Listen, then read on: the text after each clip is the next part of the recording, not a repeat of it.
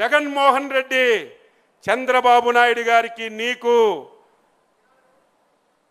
వ్యత్యాసం ఎంతుందంటే ఈరోజు ఎవ్వరం కూడా చెప్పలేనంత వ్యత్యాసం. అసలు పోల్చుకోవడానికే నీకు అర్హత లేదు.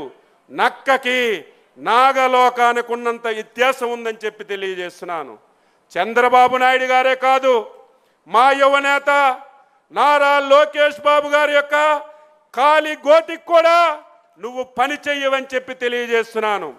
ఏదో నీ తండ్రి అధికారాన్ని అడ్డం పెట్టుకొని ఒక సామ్రాజ్యాన్ని, అవినీతి సామ్రాజ్యాన్ని నిర్మించుకొని తద్వారా ఒకసారి అధికారంలోకి వస్తే నువ్వు ఊహించుకుంటే అది నీ భ్రమ అని చెప్పి తెలియజేస్తున్నాను. విధ్వంసం అంటే ఎన్నో విధ్వంసాలు ఇప్పుడే మనకి వీడియోలో చూపించారు. శాసనసభలో చేతులెత్తి దండం మొక్కాను. అయ్యా జగన్మోహన్ రెడ్డి, మా నాయకుడు చంద్రబాబు నాయుడు గారు ప్రతి పేదవాడు 3 పూటలు కడుపు నిండా అన్నం తినాలని 5 రూపాయలకి అన్నా క్యాంటీన్ పెట్టారు. మీరు ఎత్తేస్తున్నారు. మీకు చేతులెత్తి దండం పెడుతున్నాను. మా పేరు పెట్టడం ఇష్టం లేకపోతే మీ తాత పేరు పెట్టుకో, నీ తండ్రి పేరు పెట్టుకో. ఆ 2 పేర్లు ఇష్టం లేకపోతే నీ పేరైనా పెట్టుకొని పేదవాడి కడుపు నిండే ఆ పథకాన్ని ఎత్తొద్దని నిండు శాసనసభలో చేతులెత్తి జోడించి దండం మొక్కినా కనికరకం లేకుండా ఆ పథకాన్ని ఎత్తేశాడు. నేను చూశాను. రాజకీయాల్లోకి వస్తారు, అధికారంలోకి వస్తారు. ప్రజాస్వామ్యబద్ధంగా అధికారం అంటే ఎవరికి శాశ్వతం కాదు. ఒకరు అధికారంలో ఉంటే మళ్ళీ అధికారంలోకి ఇంకొకరు వస్తారు. కానీ గత ప్రభుత్వాలు చేసినటువంటి మంచిని ముందుకు తీసుకెళ్ళాలి.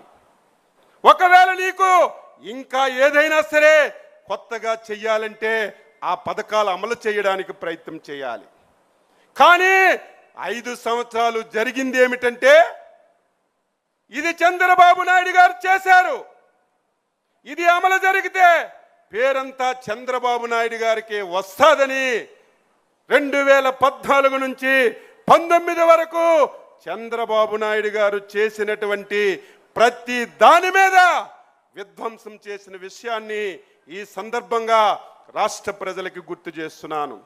అమరావతి రాజధాని, పోలవరం, చాలా మంది మాట్లాడారు పరిశ్రమల గురించి. నేను ఒక సందర్భంలో మీ అందరికీ మీ ద్వారా రాష్ట్ర ప్రజలకు తెలియజేస్తున్నాను. ఏ రాష్ట్రమైనా అభివృద్ధి జరగాలంటే, ఏ దేశమైనా అభివృద్ధి జరగాలంటే పరిశ్రమలు రావాలి. పరిశ్రమలు వస్తే రాష్ట్రానికి ఆదాయం వస్తుంది. ఆదాయం వస్తే ఆ ఆదాయాన్ని పేదవాడికి, సంక్షేమానికి, అభివృద్ధికి ఇవ్వడానికి అవకాశాలు ఉంటాయి. దుర్మార్గుడు 5 సంవత్సరాలు ఈ రాష్ట్రంలో ఒక్క పరిశ్రమ అంటే ఒక్క పరిశ్రమ తేలేదు. ఉన్న పరిశ్రమల్ని పూర్తిగా ఈ రాష్ట్రం నుంచి వెళ్ళగొట్టే కార్యక్రమాలు చేశారు. మీరు, నేను, అందరం ఎన్డీఏ పార్టీలు ఎలక్షన్లలో మాటిచ్చాం, రేపు మాకు అధికారాన్ని ఇవ్వండి. అందులో మన యువనేత ఈ రాష్ట్రమంతా తిరిగి యువతలకి చైతన్యపరిచి రేపు మా ప్రభుత్వం వస్తే ఈ రాష్ట్రానికి పరిశ్రమలు తెస్తాం, 20 లక్షల మందికి ఉద్యోగాలు ఇస్తామని బల్లగుద్ది మనందరం చెప్పాం. ప్రజల ఆశీర్వాదంతో అధికారంలోకి వచ్చాం. ఇచ్చిన మాట నిలబెట్టుకోవాలి. 20 లక్షల ఉద్యోగాలు ఇవ్వాలంటే పరిశ్రమలు రావాలి. పరిశ్రమలు రావాలంటే గత 5 సంవత్సరాలు ఎవరైనా సరే ఈ రాష్ట్రానికి రమ్మంటే, ఈ రాష్ట్రంలో వచ్చి పరిశ్రమ పెట్టమంటే మీ రాష్ట్రానికి ఒక దండమని పరిగెట్టినటువంటి పరిస్థితులు మన కళ్ళ ముందు చూశాం. మళ్ళీ ఈ రాష్ట్రంలో పరిశ్రమలు తీసుకురాగలమా, మళ్ళీ 20 లక్షల ఉద్యోగాలు ఇవ్వగలమని నేను కూడా ఆందోళన చెందాను. అయితే ఈ రాష్ట్రం అదృష్టం, సమర్థవంతమైన నాయకుడు, ఈ రాష్ట్రానికి ఒక brand ambassador CBN Chandrababu Naidu గారు అని చెప్పి మీ అందరికీ తెలియజేస్తున్నాను. దానికి తోడు యువకుడు, విద్యావంతుడు, దేశ ప్రపంచాల్లో అన్ని విషయాలు తెలిసినటువంటి నారా లోకేష్ బాబు గారి యొక్క సహకారం, పవన్ కళ్యాణ్ గారి యొక్క తోడ్పాటు, ఈ 24 మాసాలు ప్రతి ఒక్కరం మాట్లాడాలి. ఈ దేశంలో ప్రపంచంలో ఎన్నో రాష్ట్రాలు ఏర్పడ్డాయి, స్వతంత్ర భారతదేశంలో ఎన్నో రాష్ట్రాలు ఉన్నాయి.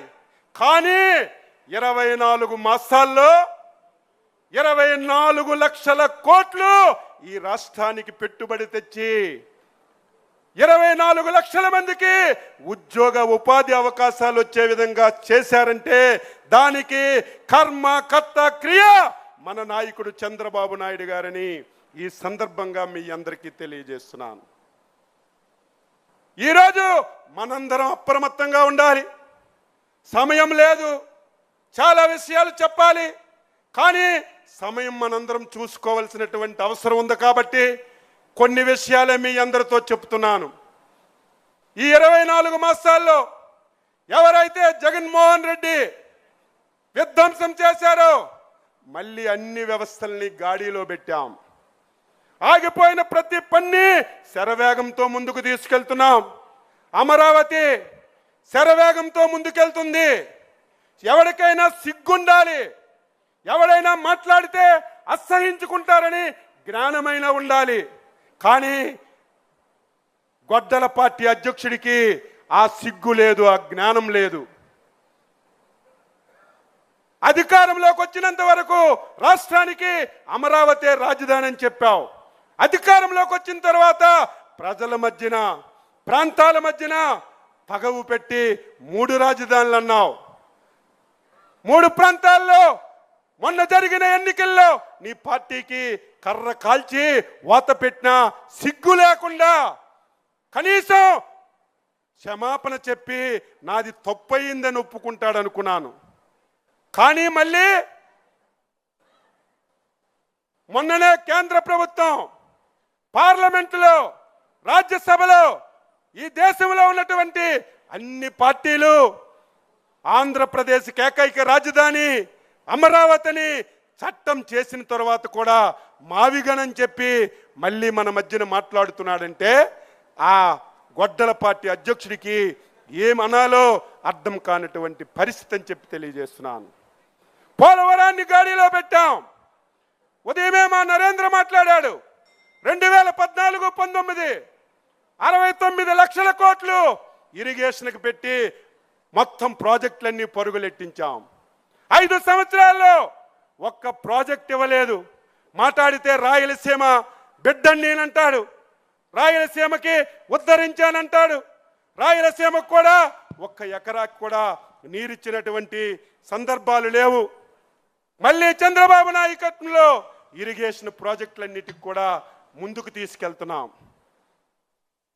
ఈరోజు మనందరం గొడ్డల పార్టీ అధ్యక్షుడంటే గింజుకుంటున్నాడు. ఏం తప్పు మాట్లాడుతున్నామా? ఇందులో ఏమైనా పొరపాటు ఉందా?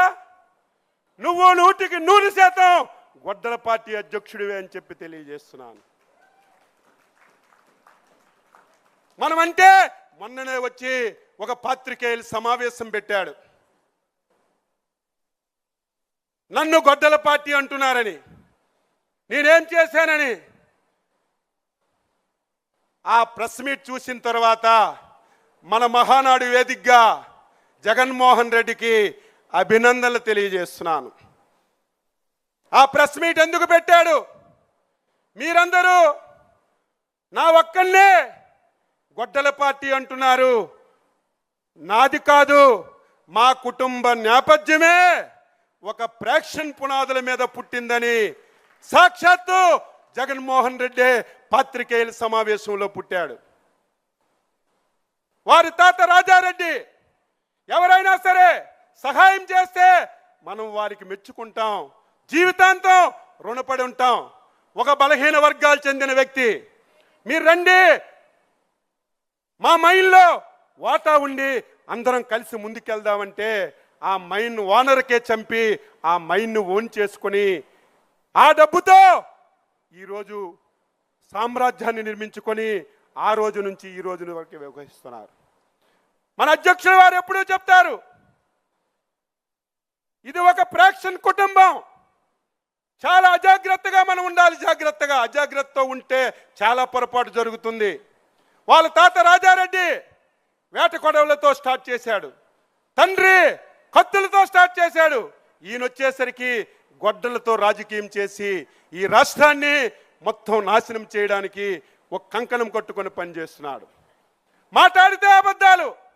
నిన్న ఈరోజు పవిత్రమైనటువంటి మహానాడు జరుపుకుంటే నిన్నే ఒక సమావేశం పెట్టాడు.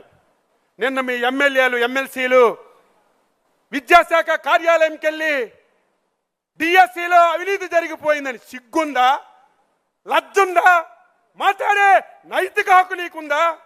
5 సంవత్సరాల అధికారంలో ఉండి ఒక్క ఉపాధ్యాయ పోస్టు కూడా నువ్వు తీయకపోతే, మా యువ నాయకుడు అధికారంలోకి వస్తే మొదటి డిఎస్సి పెట్టి నేను ఉద్యోగాలు ఇస్తానని ఒక మాటిచ్చి మీరు కక్షగట్టి ఆ నోటిఫికేషన్ ముందుకెళ్లకుండా 100 కోట్లు కేసులు కోర్టులో వేస్తే కోర్టులన్నీ క్లియర్ చేసి డిఎస్సిని పారదర్శకంగా చేసి ఉద్యోగాలు ఇచ్చాం.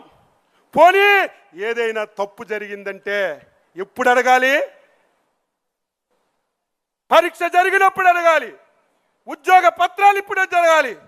దొంగల పడిన 6 మాసాలకి కుక్కల మొరిగినట్టుగా ప్రజా సమక్షంలో వాళ్ళకి మనం ఉద్యోగ పత్రాలు ఇచ్చి వాళ్ళు పాఠశాలలో జాయిన్ అయ్యి వారు బ్రహ్మాండంగా చదువు చెప్పుకుని సంవత్సరం తర్వాత గొడ్డల పార్టీ బాగా ఎక్కింది కాబట్టి దీన్ని డైవర్ట్ చేయాలి. డైవర్ట్ చేయాలంటే అచ్చెన్నాయుడు మీదో ఎక్స్ మీదో వై మీదో విమర్శ చేస్తే ఎక్కదని మన జాతీయ పార్టీ వర్కింగ్ ప్రెసిడెంట్ మీద ఈరోజు కావాలని చెప్పి విమర్శలు చేస్తున్నారు. దీన్ని మనందరం కూడా తిప్పి కొట్టాలని చెప్పి తెలియజేస్తున్నాను. నిన్న ఒక బుక్ రిలీజ్ చేశాడు. ఆ బుక్ మొత్తం చూస్తే నాకే ఆశ్చర్యం. ఆ బుక్ పేరు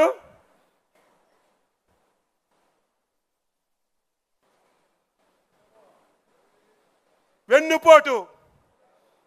ఆ మాట నీకే వర్తిస్తుంది. ఒక్క ఉదాహరణ మీ అందరికీ చెప్తున్నాను. జగన్మోహన్ రెడ్డి కుటుంబం ఏ విధంగా ఉండేదో మీకు తెలుసు. కనీసం బతకడానికి కూడా అవకాశం లేని పరిస్థితిలో కాంగ్రెస్ పార్టీని ఉపయోగించుకొని సోనియా గాంధీని, రాజీవ్ గాంధీని, రాహుల్ గాంధీని ఉపయోగించుకొని నీ తండ్రి ముఖ్యమంత్రి పదవి పొందాడు. అది గుర్తుపెట్టుకో.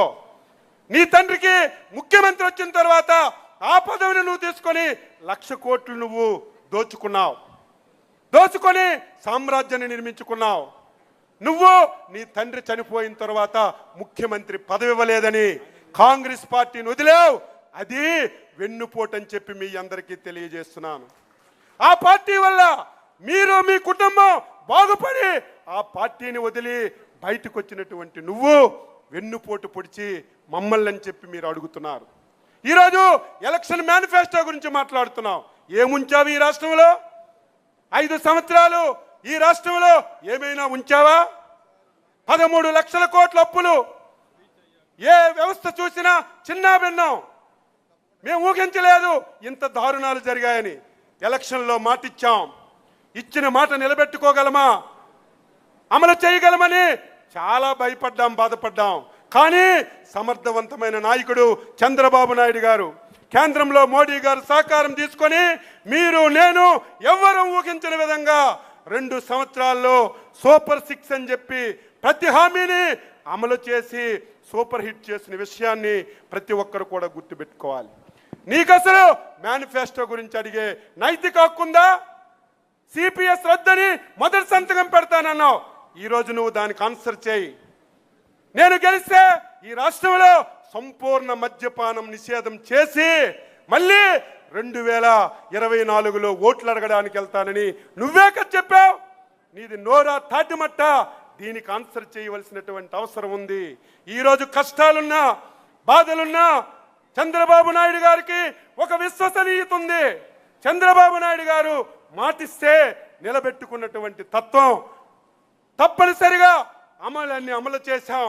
రేపు భవిష్యత్తులో ఒక పైసా వస్తే ఆ పైసా పేదవాడికే పంచడానికి, ఈ రాష్ట్రానికి మేలు చేయడానికి అహర్నిశలు కృషి చేస్తున్నటువంటి చంద్రబాబు నాయుడు గారికి మనందరం సహకరించాలి.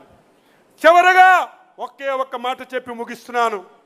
మనందరం అప్రమత్తంగా ఉండాలి.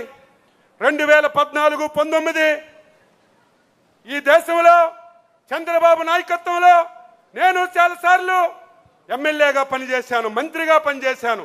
ఎప్పుడూ ఆ 5 సంవత్సరాలు జరిగిన అభివృద్ధి, సంక్షేమం ఎప్పుడూ జరగలేదు. కానీ మనం చేసింది చెప్పుకోలేదు.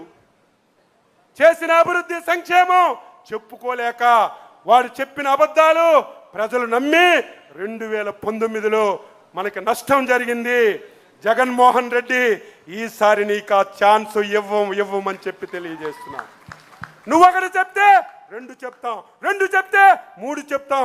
అది కూడా నీలాగా అబద్ధాలు కాదు, వాస్తవాలు. చేసిన పనులు ప్రజలకు చెప్పి చైతన్యపరిచి మళ్ళీ జీవితంలో ఈ రాష్ట్రంలో వైసీపీ పార్టీ జగన్మోహన్ రెడ్డి పాతాళానికి పాతి పెట్టి శబాష్ తెలుగుదేశం, శబాష్ పసుపు జెండాని నిలబెట్టుకుంటామని చెప్పి మీ అందరికీ తెలియజేస్తూ, విధ్వంసం నుంచి వికాసం వరకు తీసుకెళ్తున్నాం. రేపు భవిష్యత్తులో ఆంధ్రప్రదేశ్ రాష్ట్రాన్ని ఈ దేశంలో ఒక అగ్రగామిగా నిలబెట్టడానికి మనందరి సహకారంతో చంద్రబాబు నాయుడు గారు, యువనేత లోకేష్ బాబు గారు కలిసి ఈ రాష్ట్రాన్ని ముందుకు తీసుకెళ్తారని ఈ సందర్భంగా తెలియజేస్తూ, ఈ అవకాశం ఇచ్చినటువంటి అధ్యక్షుల వారికి, లోకేష్ బాబు గారికి హృదయపూర్వకంగా అభినందనలు తెలియజేస్తూ సెలవు తీసుకుంటున్నాను. జై హింద్. తెలుగుదేశం, తెలుగుదేశం, తెలుగుదేశం. చంద్రబాబు నాయకత్వం, చంద్రబాబు నాయకత్వం, చంద్రబాబు నాయకత్వం. యువ నేత నారా లోకేష్ బాబు నాయకత్వం, యువ నేత నారా లోకేష్ బాబు నాయకత్వం, యువ నేత నారా లోకేష్ బాబు నాయకత్వం. ఎన్టీఆర్, ఎన్టీఆర్, ఎన్టీఆర్. జై హింద్.